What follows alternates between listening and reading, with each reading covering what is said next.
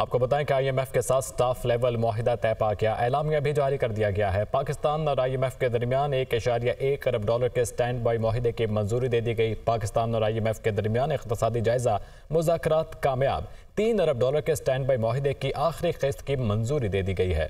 इसी पर बात करेंगे। माहिर मईशियत खाकान नजीब हमारे साथ मौजूद हैं। बहुत शुक्रिया खान साहब आपके वक्त का। सर, इस मुआहिदे को आप कैसे देखते हैं और पाकिस्तान के लिए फ्यूचर में इसके क्या असरात होंगे? देखिए, ये एक अच्छा ओमन है। इस वक्त पाकिस्तान को इस वक्त $25 अरब इस साल कलेक्ट करने थे in terms of gross inflows. उसमें आसानी पैदा होगी। आप ये भी याद रखिए, $1 अरब की हमने पेमेंट करनी है एक बॉन्ड की। सो अगर ये $1 अरब आ जाएगा तो हमारे रिजर्व स्टेबल रहेंगे। दूसरी बात यह है कि इस वक्त जो मैक्रो स्टेबिलिटी के अर्ली साइंस आपको दिखाई दे रहे हैं, जिसका मतलब यह है कि फॉरेन एक्सचेंज रिजर्व $4 अरब थे 6 माह पहले, इस वक्त $8 अरब के करीब है। इन्फ्लेशन जिसने 38% का हाई हिट किया था, टेपर हो गई है, 23% के करीब है। करंट अकाउंट का खसारा पहले जो 7 माह 8 माह का डेटा हमारे सामने अब आ गया है, उसमें क्लियरली दिखाई दे रहा है कि वो भी संभल गया है और फरवरी तक $1 अरब का करंट अकाउंट का खसारा हुआ है, जो कि पिछले साल के मुताबिक जो कि $4 अरब के करीब था। सो वो भी संभल गया। सो ये मैक्रो स्टेबिलिटी के साइंस हैं जो आपको दिखाई दे रहे हैं।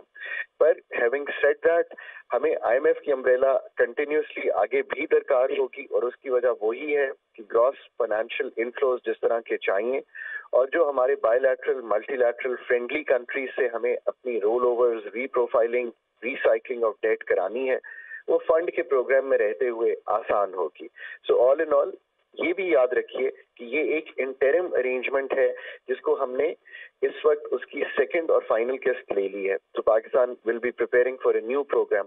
हैविंग सेड दैट, आप अगर उनका अलामिया खुद पढ़ेंगे तो उसमें गौर से पढ़िए कि कई चीजें आपके लिए उन्होंने कही हैं कि ग्रोथ इस साल मॉडेस्ट रहेगी। ये सेकंड ईयर गोइंग होगा। पिछले साल नेगेटिव ग्रोथ थी, इस साल एक मॉडेस्ट 2% के करीब अगर ग्रोथ रहती है तो ऑब्वियसली एम्प्लॉयमेंट के वो जराए पाकिस्तान में नहीं बनेंगे जिससे हम अपने इतने बड़े जो यूथ की एंट्रेंस है उसको पूरा कर सकें। उन्होंने ये भी कहा है कि जो इन्फ्लेशन है वो वेल अबव टारगेट है। मैं इसीलिए कहता हूं कि IMF का programme in the short run आपको मैक्रो स्टेबिलिटी जरूर देता है और आपके रिजर्व की पोजीशन को बेहतर कर देता है, पर जो कलीदी काम आपने करने हैं अब वक्त वो है कि हम वो करें। इस मैक्रो स्टेबिलिटी को सीमेंट करें आने वाले दिनों में जरूर, पर जो डीप सीटेड इकोनॉमिक वल्नरेबिलिटीज हैं इस इकोनॉमी की, उसको दूर किए बगैर, जिसका मैं फिर अहाता कर दूं, सबसे पहले पैदावारी सलाहियत हमारी सबसे बड़ी वीकनेस है, चाहे वो एग्रीकल्चर में हो, मैन्युफैक्चरिंग में हो, सर्विस सेक्टर में हो। नंबर 2, एनर्जी सेक्टर का रीथिंक करना, रीवैम्प करना, तंजीम नौ करना।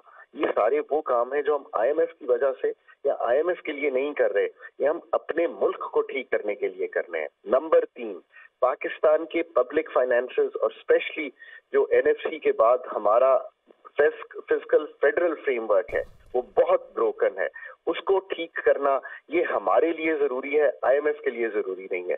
IMF आपको शॉर्ट टर्म में मदद कर सकता है, वो कर दी गई है, हमें स्टेबिलिटी दिखाई दे रही है, माशाल्लाह कोई डिफॉल्ट का खतरा नहीं है। अब हमें जिस तरह ऐसा बिल्कुल शॉर्ट टर्म में जो है वो हमारे लिए आसानी हो गई है, माइक्रो स्टेबिलिटी हो गई है, लेकिन बात के असरात जो थोड़े से डिफिकल्ट नजर आ रहे हैं वो आपने बताया। बहुत शुक्रिया आपका खाकान साहब।